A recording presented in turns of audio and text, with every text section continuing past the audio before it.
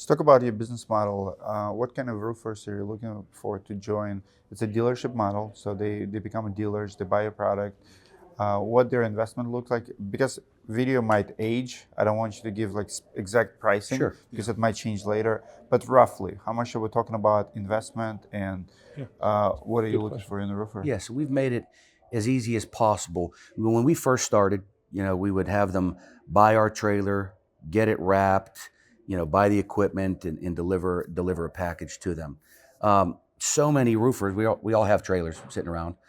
So now we make it as easy as possible for them. If you have a trailer, great, we'll send you the equipment. If you have equipment already, we can tell you if the equipment is going to be good or not, or we can just ship you the equipment. We make it as easy as possible to get into business. But it's not cost prohibitive.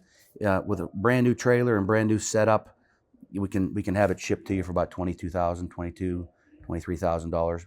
Everything brand spanking new, and then you buy the product off of us, and that's what we help our dealers with. We help them to sell the product and move product. How do they sell it? Like you help with the training material, sales, events like we have today here. Yeah, I think Yeah. that's what makes us so unique. Yeah, it's all so our IP is. I mean, our juice is great, right? That's what we say. Like we got the best juice around, but it's really about helping roofers know how to sell a roof and have a proper inspection to sell the homeowner what they actually need instead of what they want them to have. A lot of times. So when we walk into the home and we have another option besides just replacement, where most guys are just pushing the replacement down a homeowner's throat. Now they can look at it as a whole and say, okay, like what is the best option here to help the homeowner?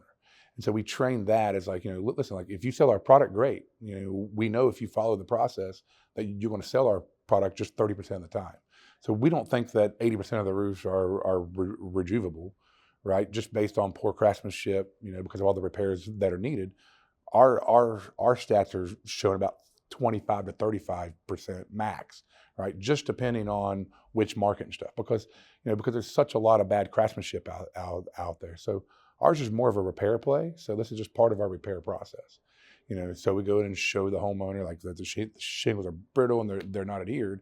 Well, we can fix that in our repair process, and that's how we go to market with it and help our dealers understand that they have another option. So if you're at a $20,000 roof, you can also sell this $5,000 option with a repair with it. So we're in the business of selling oil, right? So obviously we'd love to spray every roof that's humanly possible, but we're roofers first. So we understand that when we're inspecting a roof, only a certain amount of roofs qualify. A lot of our competitors say 80% can be sprayed or 70% can be sprayed. It's just not, that's not accurate.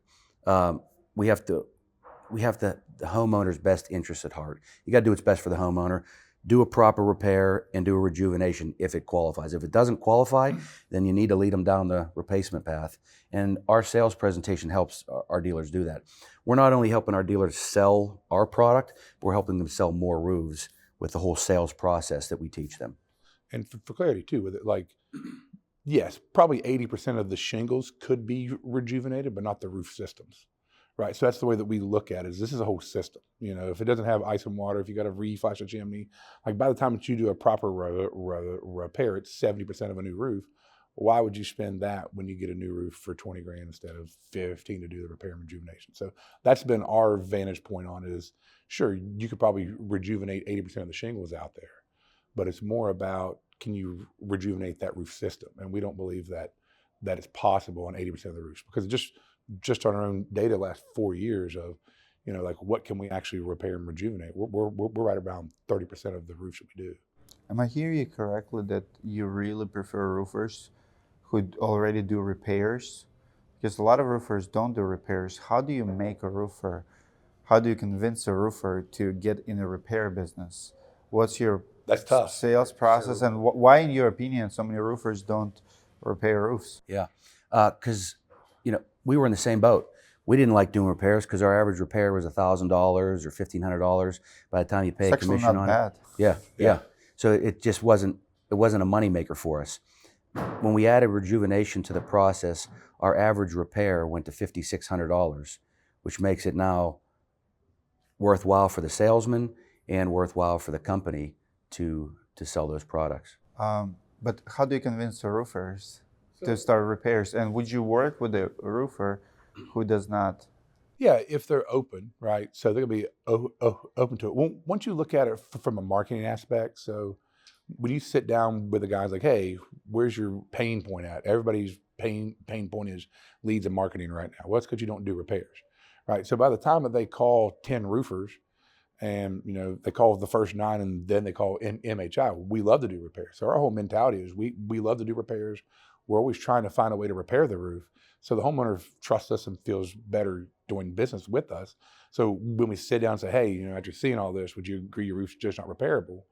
It's usually a one-call close at that point, because the homeowner already trusts you. They've called 9 other guys that said no, right? Knowing that 30% of the time we can repair, but 70% of the time it's going to be a roof replacement. So having that with that knowledge, but you got to have a repair team that you can train and trust and go to do that stuff too. What's nice about it is Cam Kinney was our number one salesman at our company. He's been for a long time now, and hated the repair leads. Hated them. He wanted replacement leads at all costs. Well, once we started this process, he was the he was the most reluctant to get on board. But now he loves those leads. He took a lead a few weeks ago. There was just a gutter cleaning. He's like, I'll sell something here. He sold a $7,500 repair on the roof because it gave him an opportunity to get up there and do the inspection. We cleaned the guy's gutters for him, but we also, did the necessary repairs and rejuvenation. So it goes back to when you know that you need a new roof, you're going to get the 3 estimates, right? So when you're leaking and you're bleeding right now, like, and one guy will show up, like, you buy the roof off of that guy, because you don't continue to search, because you found the solution, you found the guy that can fix it. And I think if you can tell any roofer that's out there, is like, get into the repair game. One, you're going to need it in the next couple of years, right? Because the market's shifting, I think too, right? To be able to get more leads and just to be more Sure. profitable, right? So, but two is like being able to send a rep in, and that's the hardest uplift. I mean, to be honest, is training reps to look for repairs. So you got to make sure you have somebody in the back office that can look at pictures in company cam or whatever it is that you use to make sure that, hey, yeah, this is repairable. So that's probably the hardest lift. But when you show them how to do it and you train them, it's usually pretty simple. Like, their marketing costs go down and their close rates go up. So Since adding rejuvenation to our company, our average sales guy, closing percentage was in the mid 30s. We had some guys close to 40. Our average closing percentage, 13 of our reps last year, was 51%. So by having options when they go into the house now, they're selling everything. So it's been good. What kind of data do you have on requests for rejuvenation? Is it growing, like online requests? Talk to me about the rejuvenation industry and the demand. Like, what do you see year to year? yeah, it's a great question. Now the last 2 months, we would get 1 or 2 a month on our website. We're probably getting 3 or 4 a week right now. Wow. For homeowners looking for the product. So I thought that was kind of interesting. It's really just been the last 2 or 3 months with that. We've just seen this big uptick in insurgence of it. So for our business, we feel like it's, the snowball's at the top of the hill, and it's coming down a lot faster now. Roofing contractors are noticing it. They understand it a lot better, and they're wanting to get involved more now. From our standpoint, like from a roofing contractor, we haven't advertised one time for rejuvenation in our market. It's just we advertise for repairs. When we get to the house, our sales guys educate them to what the product is, to what rejuvenation is while we're in the house. So we haven't done a big uplift as far as advertising rejuvenation itself in our market. We just, when we're in the home, we educate the homeowner at that point.